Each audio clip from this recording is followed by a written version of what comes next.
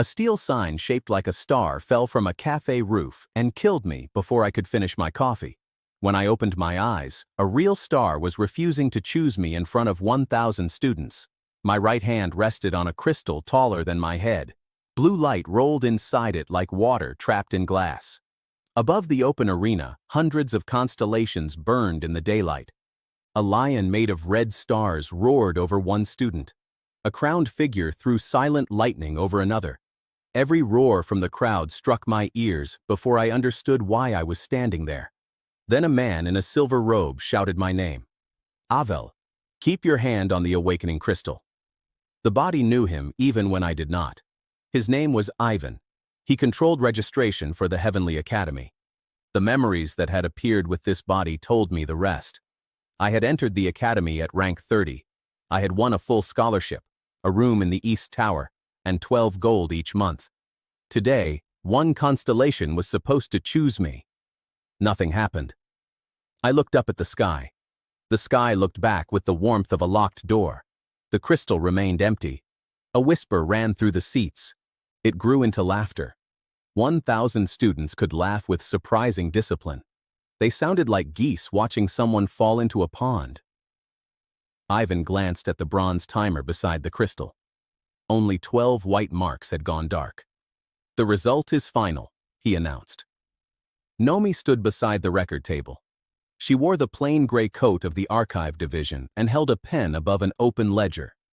Her head snapped toward the timer. The required time is 60 seconds, she said. Ivan lowered his voice without lowering it enough. The crystal has shown no reaction. We will not make the entire academy wait for a corpse to wave. The laughter became louder. I kept my hand on the crystal. 48 seconds remain, I said. That was all. I did not beg. I did not explain that I had been alive in another world less than a minute ago. That explanation would have helped me as much as a paper umbrella in a waterfall. Ivan struck my wrist with his registration rod. My hand left the crystal. A null awakening, he declared. Avel falls from rank 30 to rank 1,000. His elite scholarship is revoked. His East Tower room must be empty before midnight. The ranking board behind him changed at once. My name dropped through the glowing list so fast that several students leaned back as if it might hit them. At the top of the stairs, Instructor Kellis watched with his arms folded. He ran the elite class. The new memories told me that he had praised my written scores for 2 years.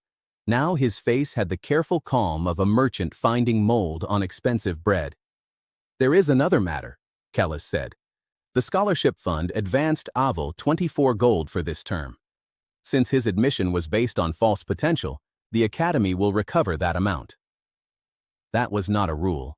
Even the shocked silence told me that. Nomi put down her pen. His admission score was real. The contract does not allow recovery. Kellis looked at her. Archive assistant, write the result. The result or the lie?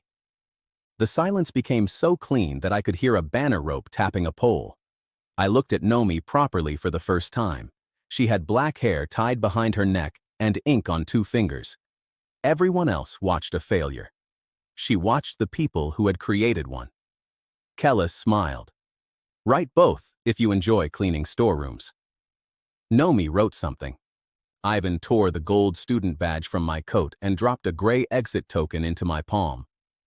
1 meal remains on your card, he said. Try not to choose anything expensive. Jaro left the platform with a red lion at his shoulder. He had been rank 31. My fall moved him onto the capital tournament team. Training cannot repair an empty sky, he said as the students laughed. His lion carried 1 bright mark. 1 patron and 1 blessing was the first law of this world. A second mark destroyed the soul. Congratulations on rank 30. I told him. His smile tightened. He had wanted anger. Calm gave him nothing. At the East Tower, my belongings already waited in the corridor. I owned 3 shirts, 2 books, 1 chipped cup, a wooden practice sword, 9 silver, and 14 copper. The academy claimed I owed 24 gold, or 2,400 silver. Nomi found me tying the books together. She had copied the timer and the scholarship contract. The record proved that even stopped the ceremony at 12 seconds and added the debt afterward. Why help me? I asked. Because numbers should not change when a man dislikes them. An appeal cost 20 silver. I had 9. Nomi offered a room above her father's food stall for 7 silver a night. Det had already become my most active teacher. Her father served thick noodles in dark beef broth with roasted meat, green onions, a soft egg, and red chili oil. The first bite burned my tongue. I ate another before the pain arrived. The bowl is not escaping, Nomi said. I was killed by an object attached to a building. I no longer trust stationary things. Your jokes need work. Her father laughed from the stove. That was enough. I paid 7 silver for 1 night. 2 silver and 14 copper remained. The narrow room had a bed, a basin, and a window facing the academy. It was better than a grave and less crowded than the ceremony. At midnight, a gray point appeared outside the window. At first, I thought it was ash. It moved against the wind. It passed through the glass and floated above my chipped cup. You took your time, I said. The point shook. A tiny voice reached me, dry and faint. You can see me? You are floating above my cup. People have looked through me for 312 years. That sounds rude. The gray light brightened. It was not ash. It was a star no larger than a seed. My name is Pavo, it said. No map carries me. No prayer reaches me. No altar keeps my mark. The heavens erased my name, and the academy helped them do it. A calm system voice named my hidden path Heir of Forgotten Stars. Its later forms were Collector of Blessings and Celestial Heretic. Pavo offered 1 weak flame. It produced 1 unit of force each second, cost 1 starlight point each second, and my body held 12 points. The Academy's weakest combat spell produced 6 units in 1 strike. Why can you choose me? I asked. Official stars place 1 registered mark in a soul, Pavo said. I am erased. To heaven, I do not exist. His mark would not occupy the 1 allowed place. Another forgotten star could do the same if it trusted me. That was the cheat. Heaven had created a hole in its own law by refusing to count the gods it erased. Pavo asked me to speak his name to a willing listener and never claim his fire as mine. I accepted. A tiny flame rose over my finger. It was so weak that a candle might have bullied it for lunch money. Cloth smoked after 4 seconds. Dry wood caught after 7. 1 point returned every 5 minutes. At full capacity, I could deliver 12 units over 12 seconds. A basic academy shield held 10. Weak did not mean useless. It meant mistakes were cheap. Before dawn, a second voice called my name. It came from the wooden practice sword beside the bed. The sword had belonged to the academy for at least 20 years. Hundreds of hands had held it. Near the guard, someone had carved a round symbol and then scratched it away. Pavo, I said. Do you hear that? The gray star rose from the cup. I hear a shield calling from a place where no shield should be. I touched the damaged symbol. The room vanished for 1 breath. I saw a wide stone gate under a night sky. A pale constellation stood before it while black fire struck from the other side. Soldiers sheltered behind the star's light. Then men in academy robes pulled chains across the sky. The constellation fell. Its name disappeared from every shield in the vision. I returned to the room with my fingers locked around the sword. Thule, a deeper voice said. Who remembers Thule? You do, I answered. Pavo does. Now I do. The sword shook. A student carried a piece of my altar into battle, Thule said. He died. The academy turned his shield into practice wood. The erased symbol warmed under my thumb. Thule offered 1 simple blessing. A shield that could absorb 10 units of force. It required 5 starlight points and lasted 5 seconds. It could appear only within 1 arm's reach. Pavo circled my head. If you accept, we do not know what happens. We know the official answer, I said. My soul should tear apart. That was not comforting. It was not intended to be. Thule demanded no worship. It asked for 1 act.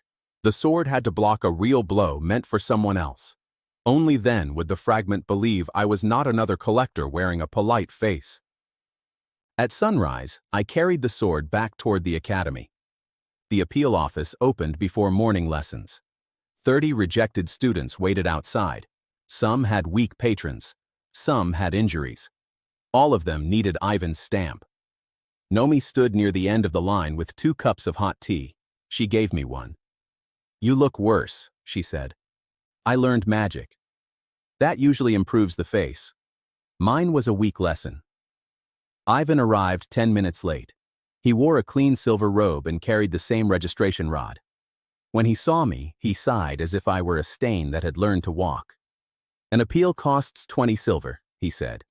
"I have 2 silver. Then you have come to admire the door. The rules allow a practical appeal in place of the fee." Nomi handed him a copy of the clause. The students in line leaned closer. Ivan could refuse me in private. In front of 30 witnesses and an archive copy, refusal would become a record. "Very well," he said. "A practical appeal against the brass hound. If you last 30 seconds, the fee is waived. If you fail, the administrative debt doubles." Nomi frowned. The standard test does not double debt. He may walk away.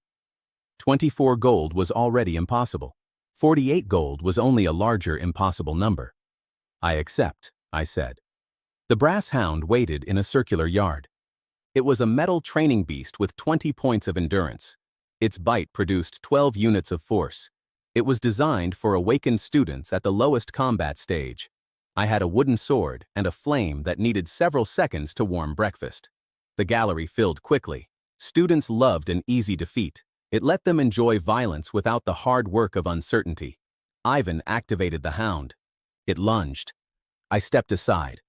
The metal jaws missed my leg and snapped around the robe of a small boy standing too close to the boundary. I did not think. I drove the wooden sword between the jaws and pulled the boy back. The hound bit down. The sword should have broken. Pale light covered it instead. The blow carried 12 units. The sleeping fragment inside the wood absorbed 10. Only 2 reached my arms. Pain ran to my shoulders, but I kept hold. Tuli's voice filled the yard. "The act is accepted." A second mark settled into my empty soul. For one cold instant, I expected death. Nothing tore, nothing burned. Pavo's ember remained in my right hand. Tuli's shield appeared over my left, like a round pane of pale glass. The system calmly informed me that 2 forgotten blessings were stable. My starlight capacity rose from 12 to 24. My physical stage advanced from 1 to 2. Nomi dropped her tea. Ivan's mouth opened. No useful sound came out. The brass hound attacked again. I spent 5 points. Tuli's shield caught all 10 units of the next blow and let 2 pass. I turned with the force instead of resisting it. The hound slid across my right side. I caught its rear hinge with my hand. Pavo's ember burned for 8 seconds. 1 unit became 2 because the hinge had already cracked against the yard wall. Heat entered the damaged joint. The hound tried to turn. Its rear leg locked. I spent another 6 points on the neck seam, then stepped away with 5 points left. The hound charged on 3 legs. Ivan smiled again. "He cannot stop it." The machine crossed the wet mark where Nomi's tea had spilled. I kicked the chipped cup into its path. The hound's bad leg slipped.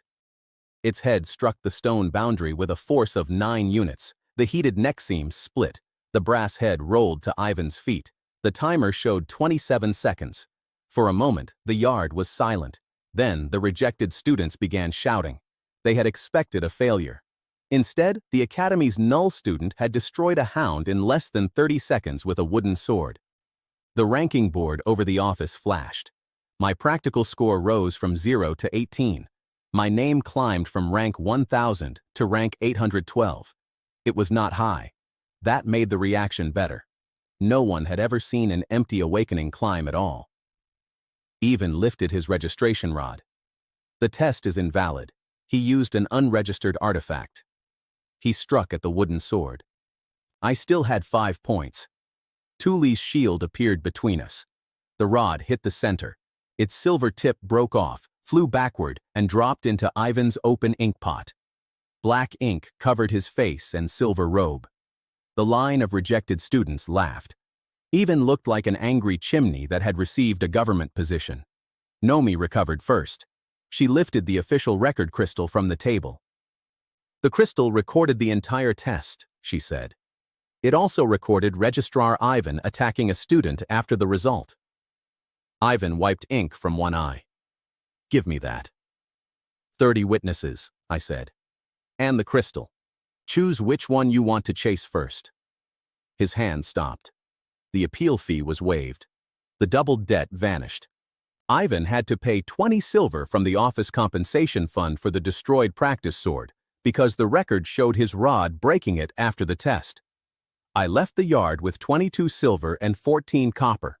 That was more than 10 times what I had carried inside.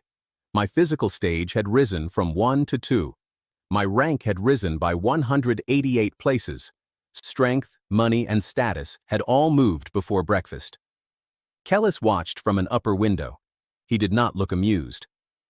That evening, Nomi's father served crisp chicken over rice. The skin cracked under my fork. Steam carried the smell of ginger, garlic, and roasted pepper. A fried egg covered half the bowl, and the yellow center ran into the rice when I cut it. I paid 14 silver for 2 more nights. I put 5 silver aside for food and kept 3 silver with the copper for emergencies. Nomi sat across from me with her copied records. The test crystal showed no registered spell, she said. It recorded 0 celestial marks, yet you made fire and a shield. Would you believe me if I said the sky has bad bookkeeping? I work in the archive. I would believe that before breakfast. I told her Pavo's name. The tiny gray star appeared over the table. Nomi went still. Then she bowed her head, not deeply, but with care. Pavo, she repeated. The star brightened from gray to dull red. One person had willingly heard its name. The system told me Pavo's ember had risen from 1 unit to 2. That was the day's final number. Then every spoon in the room began to shake. The hill outside darkened. Far below the academy, voices pressed through stone and old chains. There were not 2 forgotten constellations beneath us. There were dozens. The next morning began with a bill. An academy messenger nailed it to the food stall door while we ate steamed buns. The paper said I had 3 days to pay 7 gold for damage to the brass hound. It ignored the fact that the hound belonged to the appeal office and had tried to eat a boy. Nomi pulled the notice free. Ivan cannot charge you after the office paid compensation. He just did. That is not how rules work. It may be how Ivan works. Her father placed another bun in my bowl. The dough was soft and warm. Inside, chopped pork, mushrooms, and sweet onions released a rich cloud of steam. I had learned that bad news became smaller when held beside good food. 7 gold equaled 700 silver. I owned 8 silver and 14 copper after paying for the room and meals. The field trial that day paid 30 gold to any student who cleared a complete route alone. It paid 3 gold for joining a 5-person group. Nomi read the trial notice. A solo route contains 12 stone wolves and 1 iron boar. You are physical stage 2. The recommended stage is 8. The reward is enough to clear the false bill and file a formal complaint. Death also clears many bills. But the academy keeps the deposit. Pavo floated inside my coat and laughed like a dry spark. I reached the northern training gate before noon. More than 200 students gathered around root stones. Each stone should select a path by chance. Instructor Kellis stood at the central pedestal. Ivan waited beside him with a fresh silver rod and a face that had been scrubbed until it looked offended by soap.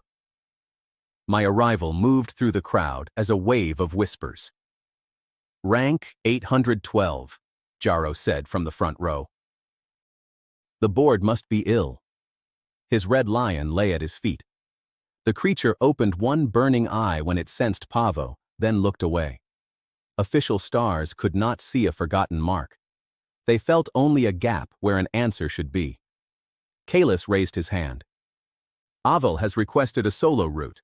Since he possesses no registered patron, the Academy accepts no responsibility for injury. The standard waiver is enough, Nomi called from the observation rail. Kellis smiled toward her.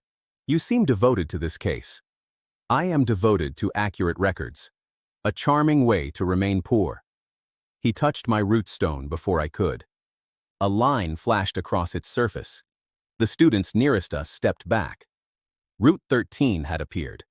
There were only 12 student routes on the public map. Nomi opened her copy of the trial manual. Route 13 is a maintenance path. It was closed after a 5-person team disappeared last winter. The stone selected it, Kellis said. Your hand selected it. Do you accuse an instructor during an official trial? Yes, I wanted the record to be clear. Several students laughed before remembering that Kellis controlled their grades. He turned to me. You may withdraw. The withdrawal fee is 10 gold. It will be added to your debt. There it was. If I entered, he expected the route to remove me. If I refused, the academy would bury me under a larger number. What is the solo reward for an unmapped route? I asked. The trial judge checked the book. 30 gold, plus 1 gold for every beast beyond the standard count. Is the observation crystal active? Kellis's smile thinned. Maintenance routes have no public broadcast. Nomi lifted a round crystal from her bag. This one does. It was the appeal office crystal. Ivan touched his empty belt and made a sound like a chair being dragged across stone. That is academy property, he said. It is evidence in an open complaint. I signed it out under Archive Rule 9. The crowd turned toward him. Ink still marked one ear. He decided not to chase 30 witnesses again. Nomi linked the crystal to the main viewing wall. My face appeared above the gate, large enough for the entire yard to inspect my lack of sleep. Now, the route has witnesses, I said. Kellis could not change it without making the sabotage clearer. He opened the gate. Try to return before dark. Try to keep the root stone untouched, I said. The first section descended through a pine forest. Broken academy markers lay under wet leaves. I counted 27 sets of stone wolf tracks before I saw one animal. That was already more than twice the standard number. My starlight capacity had risen to 24. Pavo's ember produced 2 units each second because Nomi had spoken the name. Tuli's shield absorbed 10 units for 5 points. My wooden sword had cracked during the hound test. I carried a borrowed kitchen knife, a coil of rope, and 3 cold buns. The first wolf attacked from behind a tree. I used no blessing. I stepped inside its leap, wrapped the rope around one stone leg, and used its speed to pull it into a trunk. The impact chipped its head. The second wolf came before I could finish the first. Tuli's shield appeared. 10 units vanished. 4 reached my shoulder and spun me around. I let the spin carry the knife into the crack behind the first wolf's jaw. Pavo's ember burned along the blade for 3 seconds. 6 units of heat entered the inner rune. The wolf collapsed. The viewing crystal above my collar whispered as Nomi adjusted it from outside. The yard saw that, she said. They stopped laughing. How many tracks do they see? Kellis is saying the wolves made extra prints. Then I hope we find a wolf with 27 feet. I moved deeper. At the first marker, 5 wolves waited instead of 2. I climbed a leaning pine and cut the rope holding a dead branch. The branch struck 3. Pavo's ember burned through the old marker post and dropped it across a 4th. I spent 12 starlight points and finished the injured animals with the knife. My physical stage rose from 2 to 4. Each destroyed core released a small amount of force into the trial seal. The academy used that force to strengthen students. Even an unregistered fighter could absorb it. The 5th wolf fled. I followed because frightened animals ran toward their pack. It led me to a ravine filled with stone bodies. 30 wolves surrounded 3 students from the elite class. Their root gate had opened into mine. One student had a broken leg. Another held a failing water shield.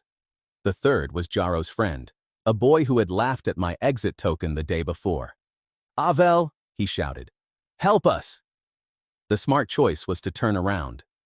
Tuli had asked me not to abandon a chained voice when help was safe. This was not safe, and these were not stars. It was still the wrong kind of choice to leave them. I counted 30 wolves. My capacity had recovered to 18. The ravine walls were too steep for the injured students. A rusted weather vane stood at the edge, shaped like a bird with both wings broken. A whisper moved through it. "No one carries the wind down here." Pavo brightened beneath my coat. "Another one." I touched the vane. A name entered my mind. Evan had guided ships and migrating birds. The heavenly registry erased him after sailors began trusting his winds more than the capital temples. The academy sealed his core under the trial grounds. Only a thin fragment remained in the vane. Evan offered speed. 4 steps of wind for each starlight point. But the blessing required an act. I had to carry someone who could not walk out of a place where I was also in danger. "That is very specific," I said. "I have waited 300 years, Evan answered. "I had time to choose." I ran into the ravine. The students stared as if I had jumped into a cooking pot to rescue vegetables. "Put the injured one on my back," I said. "There are 30 wolves," Jaro's friend said. "There will still be 30 after the discussion." The water shield broke. I spent 5 points on Thule. The pale circle stopped the first wave. Stone teeth hammered it. 10 units vanished, then another 20 passed through. My knees struck the ground. I held long enough for the other 2 students to tie their injured friend against my back. I stood. Evan's blessing entered my soul. The third forgotten mark settled beside the other 2. Again, the official place remained empty. My capacity rose from 24 to 40. My physical stage rose from 4 to 6. Wind wrapped around my boots. 1 point carried me 4 long steps. I spent 3. The ravine blurred. I reached the weather vane with the injured student still breathing. Behind me, the other 2 were trapped. "You fulfilled the act," Evan said. "You may leave." "I may." I lowered the injured student beside the vane and looked at the wolves below. Pavo's heat pulsed in my right hand. Evan's wind pulled at my left. The system voice spoke. 2 unregistered blessings had touched inside 1 empty seal. A temporary union was possible. Only 2 powers could unite at once. The union would last no more than 60 seconds. It would cost 20 starlight points. Both blessings would then sleep for 6 hours. That was not a second cheat. It was the same broken law reaching its next result. Official blessings could never touch because no soul held 2. Mine could. "Fire and wind," I said. Pavo made a worried sound. "I used to warm soup. Today, the soup has teeth." I joined the blessings. The weak ember left my finger for the first time. Evan's wind stretched it across the ravine. Red light twisted into a funnel. The system named the result Firestorm. Its force was no longer 2 units each second. It was 48. The viewing wall outside showed the exact reading. I heard 200 students shout through Nomi's crystal. The storm struck the wolves. Stone cracked. Red fire filled every old rune. The first circle of beasts broke in 3 seconds. The second tried to climb the ravine walls. Wind pulled them back. After 12 seconds, 30 wolves had become 30 dark cores lying in melted tracks. I ended the union before it consumed the remaining time. Pavo and Evan fell silent. They would not answer for 6 hours. My legs nearly folded. The price was real. 20 points had vanished at once. Heat had blistered my right hand, and wind had cut the skin along my left arm. The 2 trapped students looked at me through rising smoke. "You have an A-rank spell," one whispered. "I have 2 F-rank problems that cooperate." The main yard heard every word. The iron boar arrived before we could climb out. It was larger than the standard beast. Black plates covered its body. A broken control spike hung from its neck. Kellis had not only sent me into a closed route. Someone had removed the limit from its core. The observation crystal measured 120 endurance and a charge of 60 force. I had 20 starlight points, but my fire and wind were asleep. Thule could stop only 10 force. The students outside began shouting for the judges to close the route. Kellis refused. A forced exit would destroy the evidence. Avel accepted a solo trial. His voice reached my crystal. Nomi answered him. "Then the evidence will show you watching 4 students die." The boar charged. I looked at the melted wolf cores. 30 of them had fused into the wet stone. Each carried a little stored trial force. The iron boar lowered its head and aimed at me. I did not block. I used Tuli's shield at an angle under its front hoof. 10 force changed the direction by less than a handspan. That was enough. The hoof struck a melted groove. The boar slipped, crossed the ravine, and hit the wall where the 30 cores lay. Its charge delivered 60 force into them. The cores exploded. The wall broke. Stone buried the boar's rear legs. Its control spike landed beside me. I picked it up and drove it back into the open neck port. The trial seal recognized its own command. The boar froze. For 3 breaths, no one spoke. Then, the viewing wall outside began repeating the final result. Route 13 had contained 35 stone wolves, 1 altered iron boar, and 3 students transferred from another path. My completion time was 43 minutes.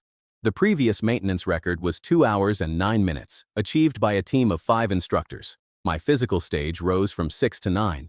My starlight capacity rose from 40 to 48. My academy rank jumped from 812 to 190. The crowd's shout rolled through the crystal like thunder trapped in a jar. We carried the injured student out through the broken maintenance gate. 200 witnesses waited. Several students who had laughed at my awakening now repeated Pavo's name because Nomi had explained the source of the fire. Each honest repetition made the gray star slightly warmer, though it remained asleep. Kellis stood beside the reward table. "The route was irregular," he said. "Payment will be delayed during review." The 3 rescued students stepped forward. Jaro's friend held up the black root stone. "Instructor Kellis placed this inside our gate. I saw him before the trial." Nomi turned the observation crystal toward Kellis. "The statement is now part of the public record." Ivan tried to leave. The rejected students from the appeal office blocked his way without touching him. The trial judge counted the beasts. The base reward was 30 gold. The route contained 23 creatures beyond the standard count, adding 23 more. The academy also owed 12 gold for rescuing 3 students from an official malfunction. Kellis had to place 65 gold on the table. "The money comes after review," he repeated. I held up the control spike from the boar. The maker's stamp on its base carried Kellis's private seal. The viewing wall enlarged it behind his head. His face lost color. "Or," I said, "the city guard can review why your seal was inside an altered beast." Kellis paid. The yard watched him count every coin. His hand shook at 40. At 65, the crowd started counting with him. The final coin sounded very loud when it hit the table. The false 7 gold bill disappeared before sunset. I paid 24 gold into a protected account against the Academy's debt claim. I paid Nomi's father 21 silver for 3 more nights and meals. I kept 40 gold, 87 silver, and 14 copper. That morning I had needed 7 gold to remain free. By evening I held almost 6 times that amount. My stage had climbed from 2 to 9. My rank had climbed 622 places. On the public board, a new line appeared beside Kellis's name. He had been suspended from field trials pending a capital review. Students gathered around me as we left. Some asked for training advice. One offered to sell me a portrait of myself standing inside the firestorm. In the picture, my shoulders were twice their real width and the iron boar looked like a sad potato. I bought it for 1 copper. Nomi laughed when I hung it beside the food stall stove. Her father served beef dumplings fried crisp on one side and soft on the other. We dipped them in vinegar, garlic, and red oil. My burned hand hurt when I held the chopsticks, so Nomi wrapped it with clean cloth. "You could have left those students," she said. "Yes." "Why did you go back?" "Because I did not want power that required me to become the people who took mine." She tied the bandage and looked at me for a long moment. Then the front door opened. Jaro entered in his tournament coat. His red lion filled the room with dry heat. Behind him came 6 academy witnesses and a clerk carrying a challenge seal. He placed his rank badge on our table between the dumplings. 3 days from now, he said. The central arena. My place on the capital team against every reward you earned today. The sleeping Pavo woke 1 hour early. Avel, the small star whispered. The lion behind him is wearing part of my stolen name.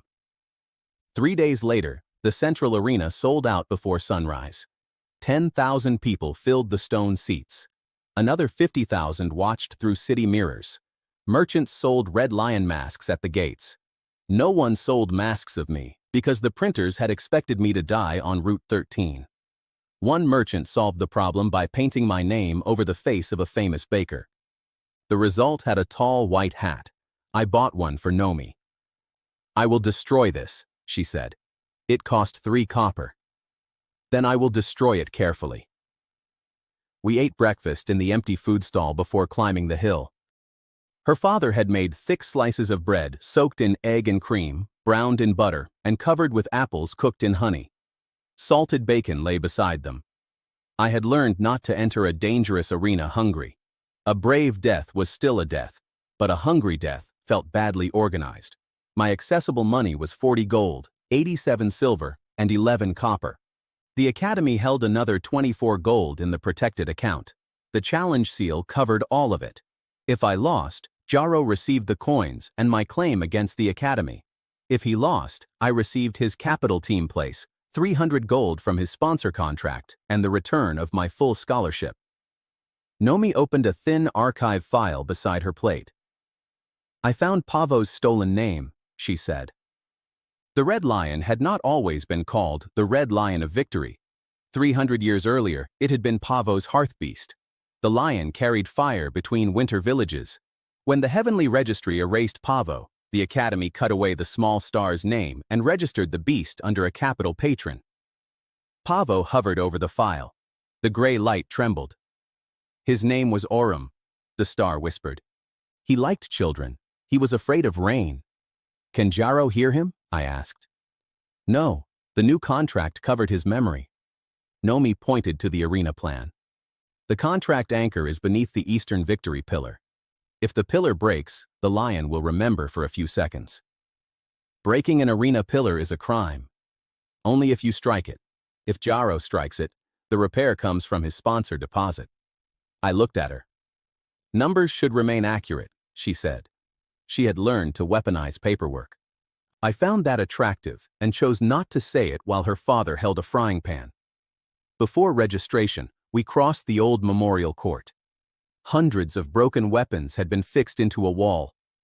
The Academy claimed they belonged to students who had died protecting the city. The names were carved below them, except for one blank space around a rusted sword. A voice waited inside it. "The archive says that sword belonged to Goro," Nomi said. "His name was removed from every copy except a kitchen supply list. He ordered 600 bowls before the siege." "A glorious final record," I said. 617 bowls. The rusted blade rang when I touched it. Goro had been a small constellation of honest steel. He blessed guards, farmers, and anyone who stood between danger and an open door. His blessing was not a magic weapon. It was one straight cut carrying 8 units of force. Each cut cost 4 starlight points. He required 1 act before he trusted me. I had to put his name back on the wall where an Academy official could see it. Nomi already carried a chisel. "You planned this," I said. "I brought a hammer too." We carved Goro into the blank stone. A patrol clerk watched from the gate and ordered us to stop. Nomi handed him the original supply record and asked him to sign a claim that 617 bowls had defended the city without a cook. He left. Goro laughed inside the sword. His blessing entered my empty seal. The 4th forgotten mark remained invisible to the sky. My starlight capacity rose from 48 to 56. My physical stage rose from 9 to 11. One straight cut split a fallen leaf without touching the leaf behind it. Weak powers became valuable when they were exact. The arena clerk inspected me at noon. His crystal found no registered patron, no official spell, and no illegal artifact. It measured physical stage 11. Jaro stood at stage 26. His lion carried an A-rank contract and 600 points of manifested endurance. The betting board gave me 1 chance in 20. By the time Nomi reached her seat, the odds had shifted to 1 in 18. She had placed 1 silver on me. Several archive workers followed her because they trusted her numbers. A group of rejected students placed another 7 silver. The city noticed movement and began watching. Jaro entered through the golden gate. Fire ran along his tournament coat. Orum walked beside him, 3 times larger than before. The crowd roared his name. I entered through the service gate because the academy had removed my athlete badge. The crowd roared too. Half wanted me to win. The other half wanted to see whether an empty student made a different sound when stepped on by a lion. Rector Mundo waited on the judge's platform. It was the first time I had seen him closely. He was broad, gray-haired, and dressed in dark blue. Unlike Ivan and Kellis, he did not smile at my rank. "This challenge will settle the recent disorder," Mundo announced. "The Academy recognizes Jaro as its lawful champion. Aval enters by private wager and receives no institutional protection." "The Academy accepted its share of the ticket money," Nomi shouted from the archive section. Laughter rolled across the lower seats. Mundo looked toward her. His expression did not change, but 3 guards moved closer to her row. Jaro met me at the center. "Withdraw," he said quietly. "Kelis made mistakes, but you do not understand what stands behind him. Give me the field reward. I will cancel the old debt and arrange a place in the lower division." That was not simple arrogance. Jaro's sponsor contract depended on the capital team. His mother managed a small estate that had borrowed against his future payments. If he lost, his family lost land. "Why did your sponsor write my old scholarship into your challenge?" I asked. His eyes shifted toward Mundo. "I did not choose every term." "Then we are both standing inside someone else's plan. Only one of us can walk out with a future. That is what they want you to believe." The bell rang. Orum attacked before the sound faded. The lion crossed 50 steps in one leap. Its claw carried 80 units of force.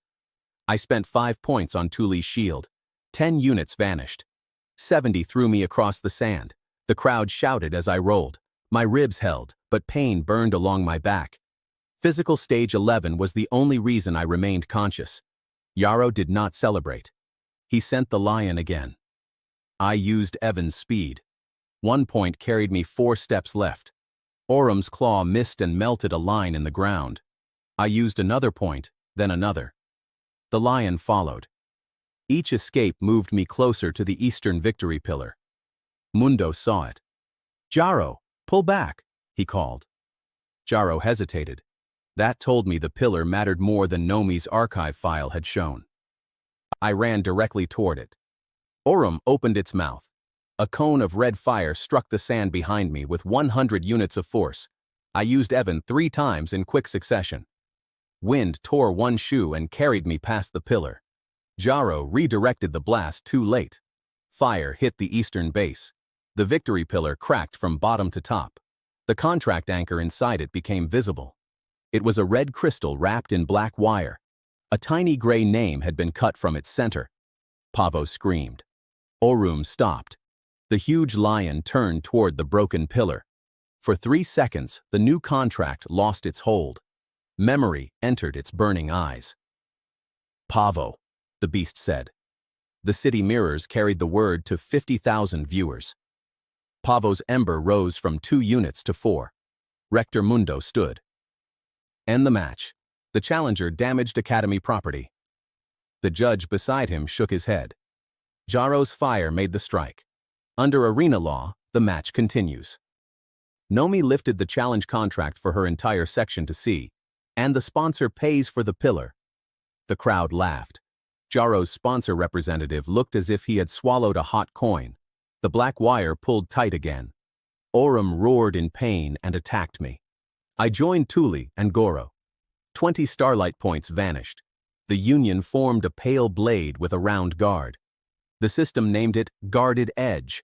For 60 seconds, each straight cut carried 40 units, and the guard absorbed 40 from any blow crossing the blade. The crowd had expected another firestorm. The pale weapon surprised them into silence. Orum's claw struck. 40 units disappeared into the guard. The remaining 40 numbed my arm. I answered with a cut across the wrist. 40 units tore a line through the lion's fire. Jaro attacked with a spear. He was faster and stronger than me. The first thrust cut my shoulder. The second struck the guard. I turned it aside and cut the spear shaft. The weapon survived, but the force pushed Jaro backward. Stage 11 cannot do that, he said. The ranking crystal agrees with you. I used the union for 57 seconds. I cut the black wires around Aurum without striking its core.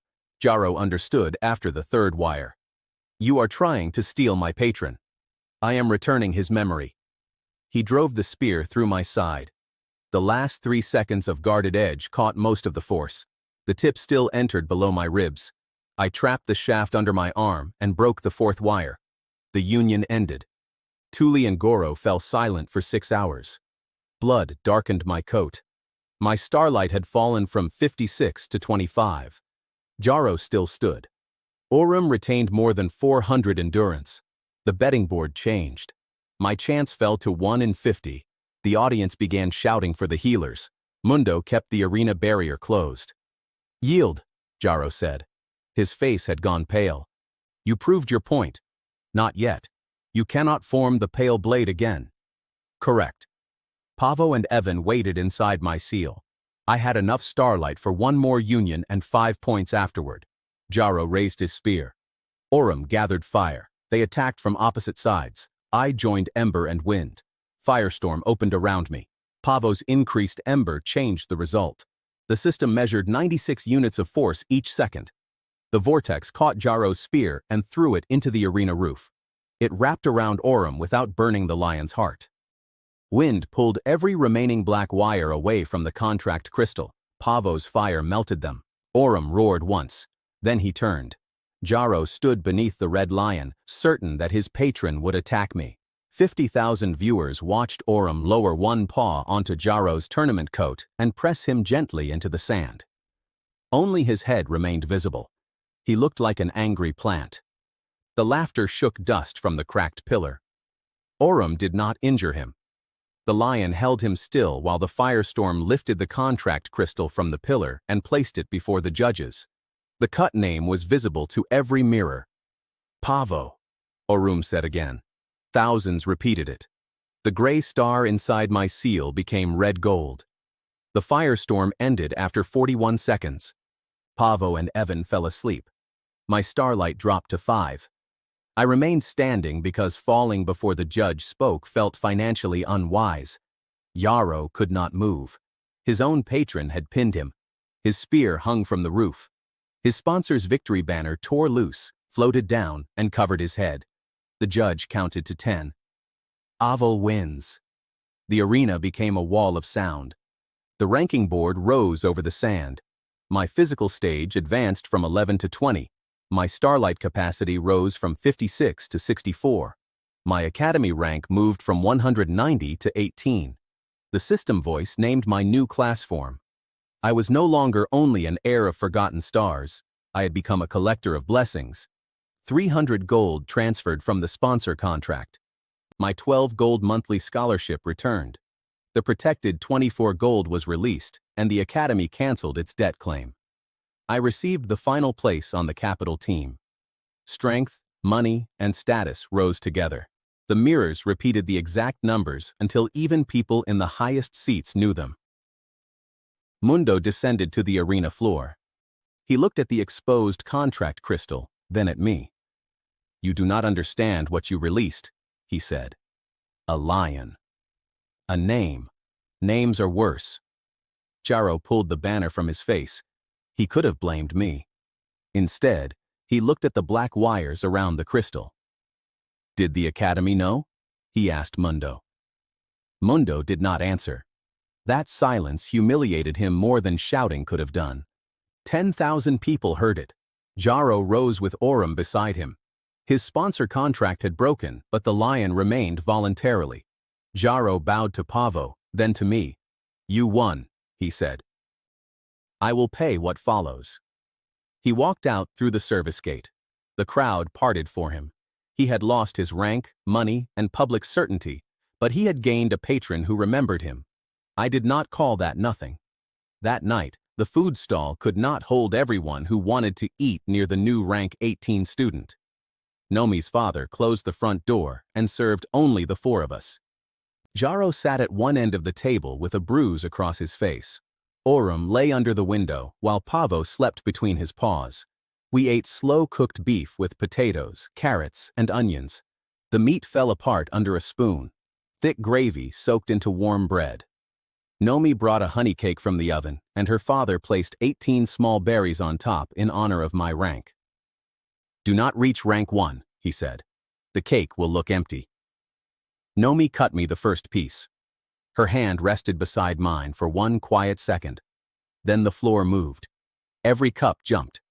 A crack opened across the stone beneath our table. Red light rose from far below the Academy Hill. Goro woke despite the 6-hour sleep.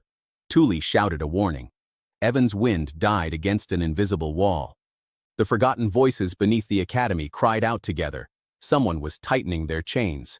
Heavy fists struck the front door. Rector Mundo's voice came from the street, amplified across the entire district.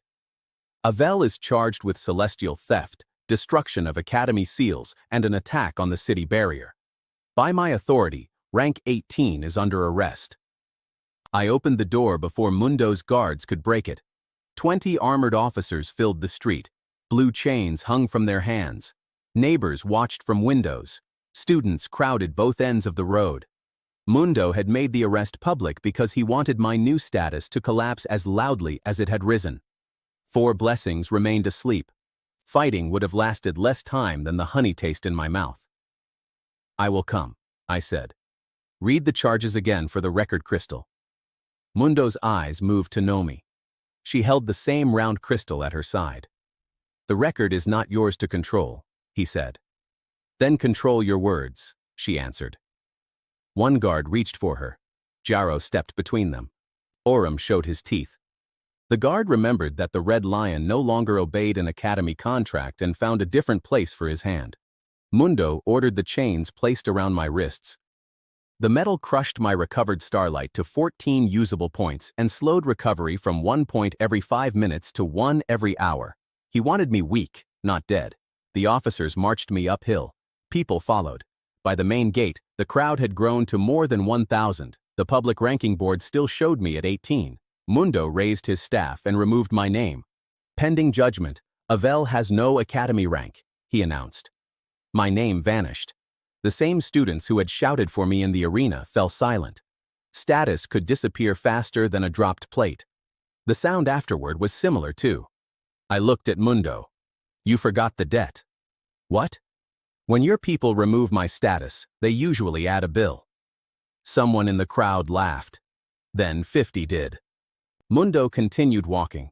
He did not take me to a court. He led me beneath the administration tower, past 2 locked levels, and into a lift operated by a black crystal. We descended for almost 2 minutes. The air grew colder. The Academy Hill was deeper than it looked. "A public charge and a private prison," I said. "That is efficient." "You are not a prisoner yet," Mundo replied. "The chains create a mixed message." Only 4 guards remained with us. The others had stayed above to control the crowd. Mundo removed his blue outer robe. Under it, he wore old armor marked by dozens of tiny star shapes. "I watched your trial," he said. "You make quick decisions, so I will not waste time." The constellations below this academy were erased after the War of Falling Light. 12 cities burned. More than 300,000 people died. The Heavenly Registry ordered every surviving fragment sealed. This academy was built to guard them. By feeding their power into awakening crystals. His jaw tightened. Their power maintains the city barrier. It also trains people capable of defending that city. And sponsors pay for pieces of their names. Sponsors pay for stable patrons. Stability is expensive. The lift stopped. The doors opened on a cavern wider than the arena. Black chains crossed it in every direction. At their intersections hung dim shapes. A bird without wind. A giant holding a broken shield. A woman whose hands shone with weak green light. 100 other forms had faded until they looked like stains on the dark. Dozens of voices became silent when they saw me. Pavo, Tuli, Evan, and Goro woke inside my seal. Their 6 hours had ended during the descent. Pain crossed all 4 marks. The fragments I carried had not come from free stars. They had leaked from these prisoners through damaged objects. The main bodies remained chained below the academy. Mundo watched my face. Now you understand. Every blessing you take loosens a seal. The firestorm cracked the arena anchor. Your duel weakened the city barrier by 3%. Then why did you allow the duel? He looked away for half a second. You expected Jaro to kill me, I said. I expected the registered contract to reclaim stolen force. That sounds cleaner. The glowing woman lifted her head. Mundo. He flinched. You know her, I said. Hale served the academy infirmary before the erasure. Her power still heals every student who enters it. Hale's voice was weak. He came here as a boy with a crushed leg. I healed him. One of the guards looked at Mundo. The rector's face hardened. And I spent 40 years keeping this city alive. Gratitude does not require stupidity. That was his true motive. He was not Ivan with a larger office. Mundo believed the prison was necessary. He had built his career, wealth, and authority around that belief until changing his mind would destroy all 3. What do you want from me? I asked. Your seal is empty to the registry. It can hold force without detection. You will accept every leaking blessing here. We will bind your seal to the city barrier. The prisoners will stabilize. You will live. How long? Perhaps 5 years. The nearest guard stared at him. And if I refuse? The capital inquisitor arrives tomorrow. He will erase your soul in public. Mundo had offered a quiet death instead of a loud one. To him, that may have been mercy. I want to see the binding contract, I said. He drew a metal tablet from his armor. The tablet promised to maintain the barrier while giving the registry every recovered fragment and 70% of celestial income. Another line sent 8% to Mundo's private fund. How much is in the fund? I asked. That is not relevant. Numbers are always relevant. 2,000 gold each year for 17 years, Hale said. The guards turned toward Mundo. 34,000 gold was a heavy form of public service. Mundo struck the tablet against Hale's chain. Green light faded from her hands. The fund paid informants, inspectors, and capital fees, he said. Without it, the registry would have closed the academy and moved the prisoners. How much did it pay for your country house? One guard asked. Mundo's expression gave the answer before his mouth could. He raised his staff. Blue force struck the guard who had spoken. The man flew into a chain post. Metal entered his side. He fell, bleeding heavily. The other 3 guards froze. No one leaves until the binding is complete, Mundo said. Hale pulled against her chains. Bring him to me. Mundo aimed his staff at the wounded guard. He violated a celestial security order. I stepped between them. The staff released 40 units of force. Tuli's shield absorbed 10. 30 struck my chest and threw me beside the guard. My physical stage 20 kept my ribs from breaking. 9 usable starlight points remained, but Tuli's act had protected us long enough. I pressed my hand over the guard's wound and looked at Hale. What is your price? Carry healing to someone who stood against you, she said. Do it, knowing he may never repay you. The guard had chained my wrists. He had also questioned Mundo when the truth appeared. I accept. Hale's blessing crossed the cavern. The 5th forgotten mark entered my seal and filled its new capacity. My capacity rose from 64 to 80. My physical stage rose from 20 to 24. The blessing restored 5 points of injury for 5 starlight. It was weak compared with official healers. It was enough to close the torn vessel beneath my hand. The guard gasped. Blood stopped spreading. Mundo's staff shook. 5 marks, he whispered. No soul can hold 5. Your book cannot hold 5, I said. That is different. A tiny click came from the bandage around my burned hand. Nomi had wrapped it before the duel. Now a small echo crystal fell from the cloth and lit. Her voice entered the cavern. The city heard everything after the lift opened. Mundo stared at the crystal. Above us, 400 public mirrors carried his contract, Hale's statement, the wounded guard, and the exact size of his private fund. Nomi had linked the appeal crystal to the city network before my arrest. Yarrow and the archive workers had kept the signal alive.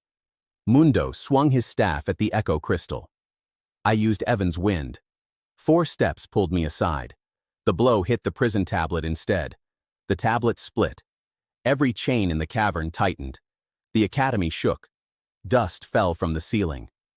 Far above, Nomi shouted through the signal that the arena tunnels had collapsed. 63 students were trapped beneath the eastern stands. Mundo looked up. The city barrier is drawing emergency force. If those prisoners wake, everyone above us dies. Then release enough force to protect them. The seals do not release. They only take. There was the Academy's real design. I joined Thule and Hale. 20 starlight points vanished. Pale green light expanded around me. The system called the Union Sanctuary. For 60 seconds, it formed a shield with 400 points of endurance and restored 10 points of injury each second to anyone inside. But the trapped students were hundreds of steps above. "Hale," I said, "you healed the infirmary through these chains. Show me the path." Green lines appeared inside the cavern walls. The Academy had used Hale's power for centuries. Every treatment room and emergency seal connected to her prison. I pushed Sanctuary into the network. The city mirrors showed green light erupting through the arena floor.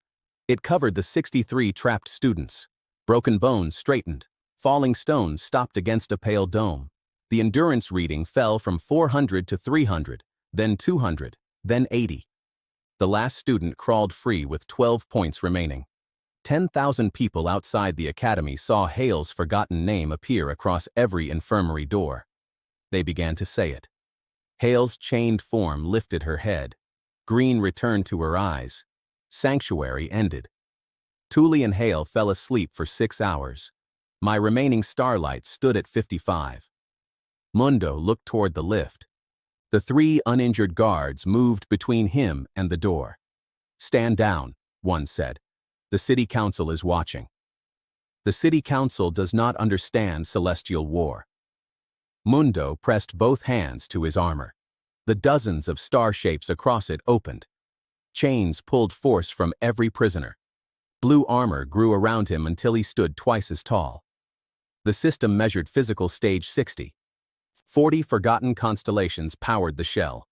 "I will not let one student undo 3 centuries of defense," he said. He charged. I joined Goro and Evan. The second union cost 20 points. Wind stretched Goro's straight cut into a blade as long as the cavern. The system named it Sky Edge. It carried 160 units in a perfect line, and each long cut or wind lift spent 5 more points.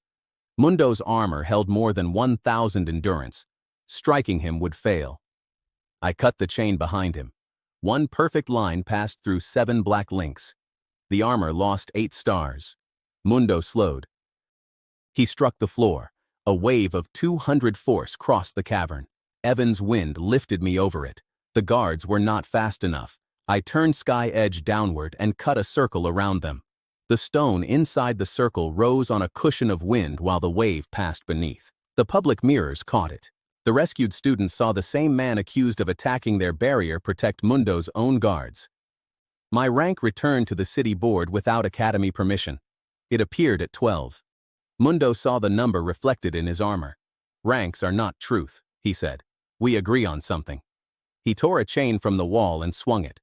I used the final seconds of Sky Edge to cut 3 more links. The union ended.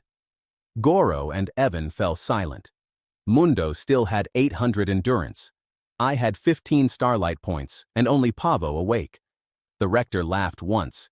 It was not a villain's laugh. It was the exhausted sound of a man who had finally reached the answer he expected. "You cannot win with a cooking flame." "Pavo warmed homes," I said. "Cooking was part of the work." The contract tablet lay broken between us. Black ink filled the cuts where names had been removed. The same ink covered every control chain. Pavo's ember now produced 4 units each second. I used 5 points to burn one cut name clean. Light entered the letters. The prisoner attached to that name woke. I used 5 more points on a second name, then the last 5 on a third. 12 units of direct heat did nothing to Mundo's armor. 3 restored names did. The awakened prisoners withdrew their consent from the stolen force. Mundo's armor collapsed from 800 endurance to 60. Pavo flew from my seal and touched Orum's old contract crystal, which Jaro had carried into the lift. The lion's fire crossed the cavern and melted the central lock. Every chain went loose. Mundo's blue armor fell off in pieces. One shoulder plate struck his head. He dropped to his knees in front of 4 guards, 40 prisoners, and 400 city mirrors. His private defense ledger unfolded from the broken armor. Pages covered the floor. Each payment carried his seal.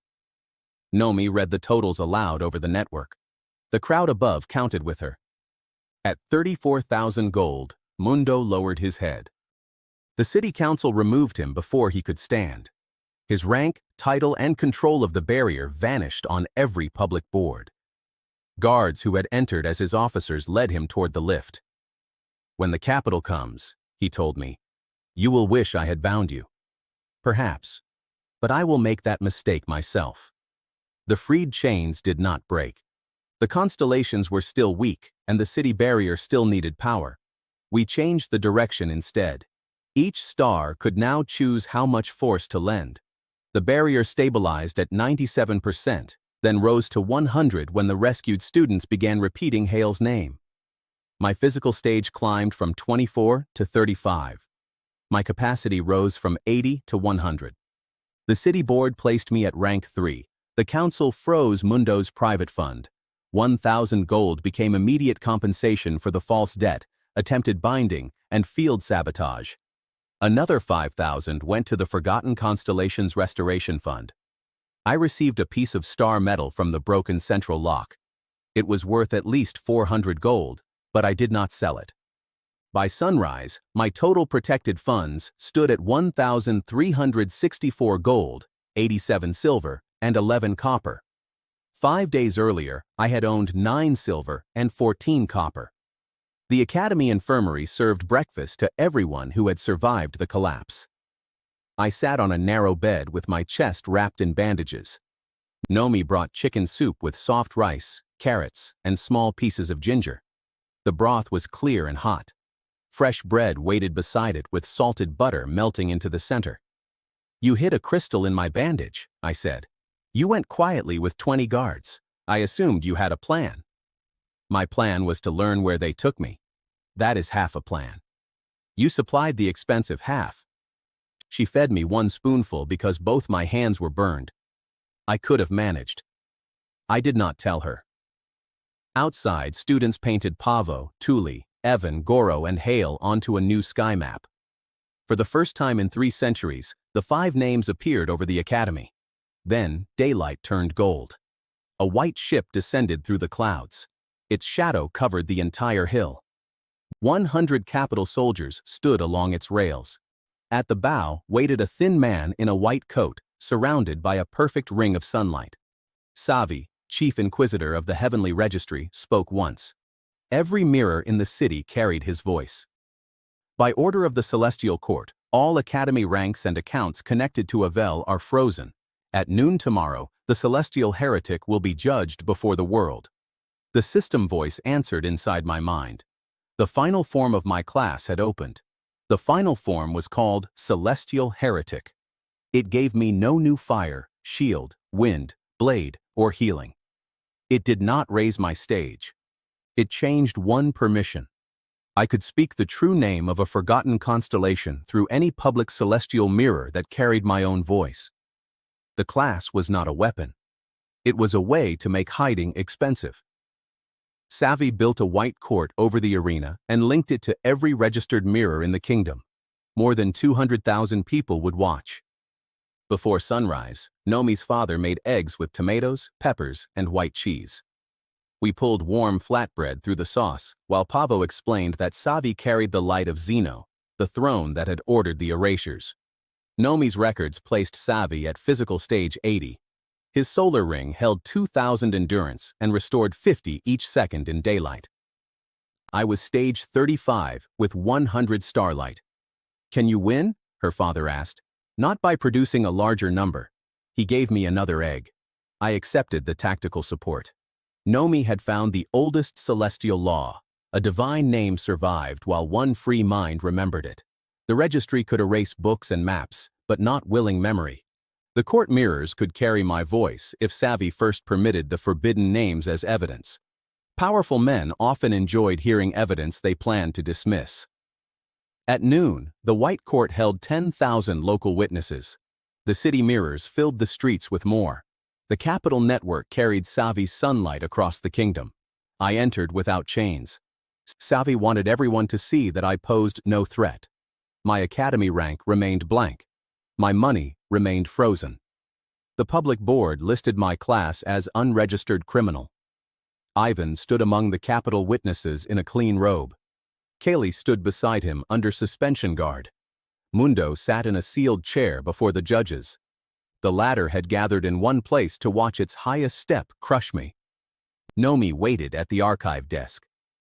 Jaro and Orum stood with the rescued students. The rejected students from my appeal filled 3 rows. Every victory had brought its own witnesses to the final one. Savi descended inside a ring of perfect gold. He looked younger than Mundo and older than the court. His white coat carried no dust despite the wind. Aval, he said, you are accused of holding 5 celestial blessings, stealing a registered beast, breaking the city prison, and returning names lawfully erased after the War of Falling Light. Do you deny these acts? I deny stealing Orum. He chose where to stand.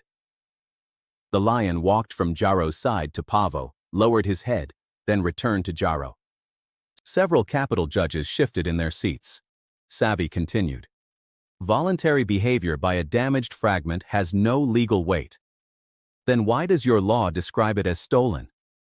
The first laugh came from the appeal students. It spread into the city seats. Savi's solar ring brightened. The laughter stopped as heat crossed the court. You have courage, he said. The registry can use it. Renounce the 5 erased names. Accept Zeno as your one lawful patron. You will receive rank 1, 10,000 gold, a capital estate, and command of the academy. The offer appeared on every public board. 5 days earlier, the academy had pushed me to rank 1,000 with 24 gold of false debt. Now, Savi offered rank 1 and 10,000 gold. What happens to the prisoners and the names already spoken? I asked. They returned to silence. Peace has a cost. 200,000 people heard him. The old war had included guilty stars on both sides, but erasing every losing name had allowed the winners to own the sky. I refuse, I said. The offered 10,000 gold vanished. Ivan looked personally injured by money he had never owned. Savi raised one hand. Then present your defense. Speak every forbidden name you claim deserves a place in heaven. The court permits it. There was the permission we needed. Nomi touched the archive crystal. My class carried my voice through every mirror before Savi could narrow the signal. Pavo, I said. He warmed homes and guided travelers. The gray star appeared above the court.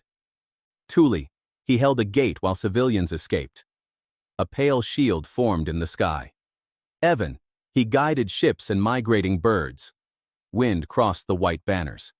Goro, he defended the city and ordered 617 bowls for the people sheltering behind him. Somewhere in the high seats, a kitchen worker began clapping. Hail! She healed students for 3 centuries while the academy kept her name beneath the infirmary floor. Green light appeared over every bandaged person in the court. Savi closed his fist. The mirrors went silent. But permission had already been given. My class had already carried the names. Nomi sent the archive records behind them. The viewers saw Pavo's winter roads, Tuli's gate, Evan's ships, Goro's wall, and Hale's infirmary. One free voice in the local seats repeated Pavo. Another said Hale. The rejected students stood and spoke all 5. Jaro followed. Then the 63 rescued students. Then the city streets answered through their mirrors. The system counted willing memory without displaying a window. At 1,000 voices, Pavo's ember rose from 4 units to 8. At 5,000, Tuli's shield grew from 10 endurance to 50. At 10,000, Evan's 4 steps became 20. At 20,000, Goro's straight cut rose from 8 force to 80. At 50,000, Hale's healing rose from 5 points to 50. The powers remained simple. The people behind them were no longer weak. Savi's perfect ring flickered. "Enough," he said. No one obeyed. 200,000 voices did not sound like a crowd. They sounded like weather. The 5 chained forms beneath the academy stood upright. Their voluntary force raised the city barrier from 100% to 120. The capital judges stared at the reading. Savi had said the names endangered the city. The names had just strengthened its shield.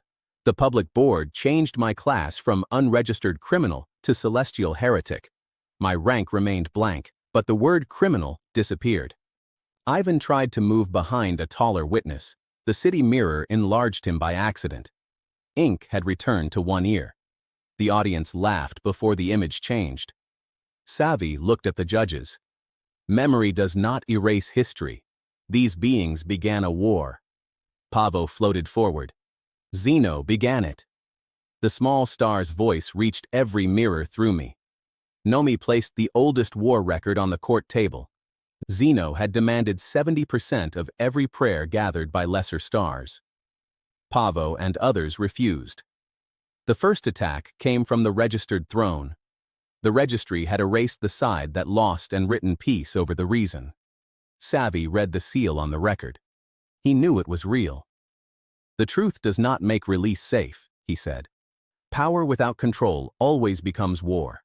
"Then why is Zeno uncontrolled?" I asked. The golden ring behind him opened like an eye. Heat struck the court. Savi had reached the end of arguments. His solar avatar descended from the noon sky. It had no face. 6 golden wings spread over the arena. The system measured 2,000 endurance and restoration of 50 each second. Savi pointed at me. "Under the law of celestial judgment, power will determine which covenant the sky accepts." The challenge seal formed between us. If I lost, my 5 names returned to erasure. If he lost, the registry had to recognize their right to voluntary contracts until a full capital trial. "You built a law where the stronger side proves it deserves strength," I said. "Do you accept?" "Yes. I want the record to show how clever that sounds." The entire kingdom became our witness. The avatar fired a beam carrying 300 units. Evan moved me 20 steps aside.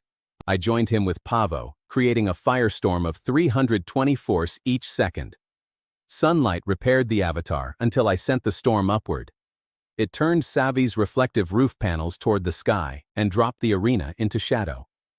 Healing stopped at 1,500 endurance. The remaining storm tore through 2 golden wings. Savi sent 1,500 force toward the viewing stands. I ended Firestorm to protect them. Pavo and Evan fell asleep, leaving the avatar with 800 endurance. I joined Tuli and Hale. Sanctuary opened over 10,000 people. Sanctuary held 2,000 endurance. The wave removed 1,500, but every witness survived. Hale turned the stolen sunlight into healing, and the city board moved me to rank 10. A second blast reduced the dome to 100. The rescued students and viewers spoke Tuli and Hale. Willing memory restored the shield to 600. "Your registry forgot to count people," Nomi said. After 60 seconds, Sanctuary ended. 4 blessings slept, my starlight stood at 59, and only Goro remained. The solar avatar descended with 800 endurance. Savi entered its chest. Golden armor closed around him. "One simple sword," he said. "That is your final answer?" Goro's blessing still made 1 straight cut.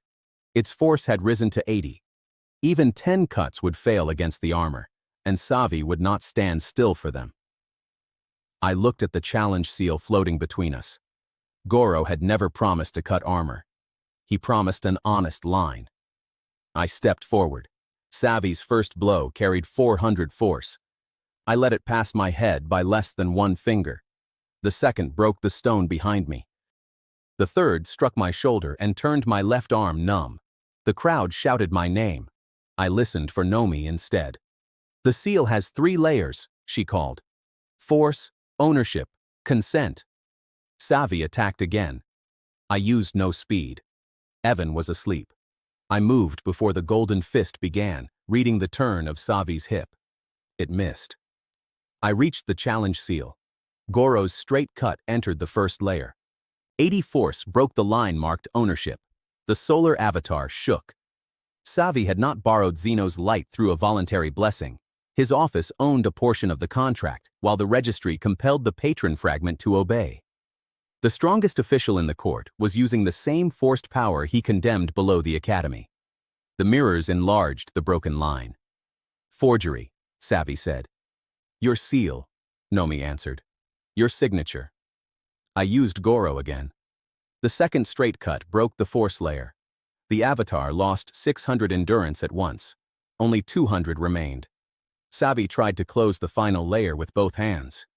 I spent 4 more starlight points. The third cut reached consent. I did not break it. I opened it.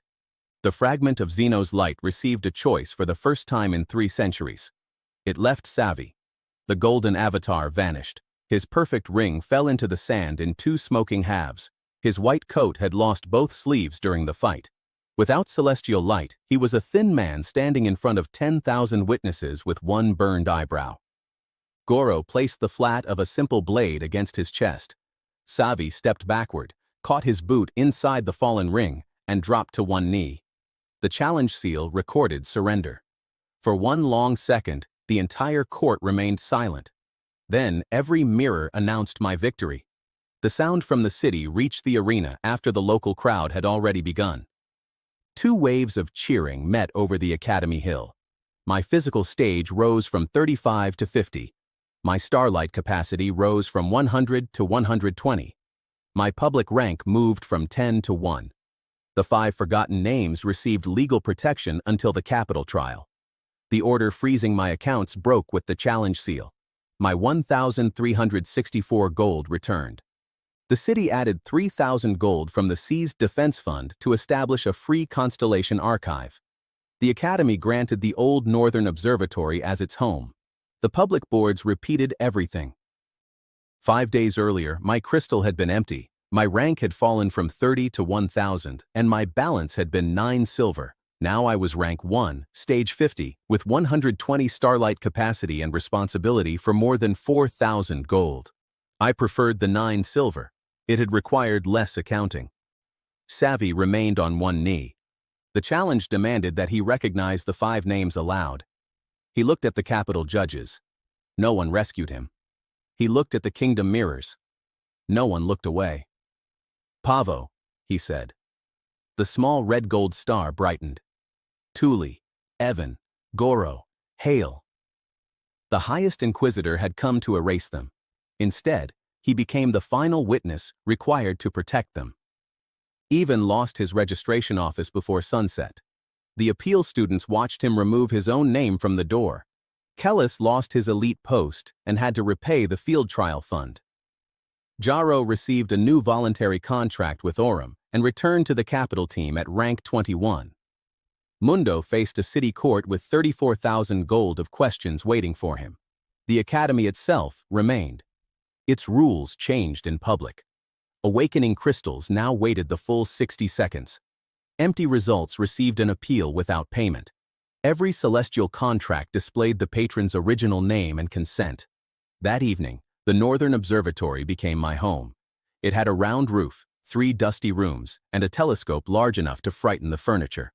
Nomi opened every window while I swept. Jaro repaired the front step. Orem carried firewood with great dignity until 1 log rolled over his tail. His roar frightened birds from 3 roofs. Nomi's father brought dinner in covered pots. We ate around an old map table. There was roast chicken with crisp skin, potatoes cooked in the pan juices, green beans with butter, and dark bread still warm from the oven. A bowl of berry cream waited in the center. Pavo warmed the plates. Tuli held the broken window closed. Evan cooled the drinks. Goro cut the bread into pieces so exact that Nomi measured one. Hale removed the burn from her father's hand after he touched the wrong pot. 5 simple powers made a comfortable house. When the others left, Nomi and I climbed to the roof. The city barrier shone softly over us. For the first time, its power came from names that had agreed to give it. "You are rank 1, she said. "Do you feel different?" "My room has more dust. A serious burden." She leaned against my shoulder. I held her ink-marked hand. No crowd reacted. No board changed. It was the quietest victory of the week. Above us, the Academy's new map began to move. Pavo rose from the roof. Tuli, Evan, Goro, and Hale followed. Their 5 lights took their places in the sky. Then another gray point appeared. Then 10. Then 99. Forgotten constellations lit across the world. Some were beneath temples. Some were inside weapons. Some were chained under cities that had never heard their names. All of them had heard the public judgment. All of them now knew one empty seal could hear them. The system voice told me the number of waiting blessings. 99. I could still unite only 2. Each star would still demand trust. Every union would still sleep for 6 hours. The cheat had not become easier. The sky had simply become much larger. Beyond the new lights, a golden shape opened over the capital. It was not a star. It was an eye wide enough to cover the moon. Pavo dimmed. "Zeno remembers us," he whispered. The golden eye looked directly at the observatory. I counted 99 new voices, 5 tired blessings, 1 angry throne, and half a plate of cold chicken downstairs. "We deal with the chicken first," I said. Nomi laughed. Above us, heaven began to descend.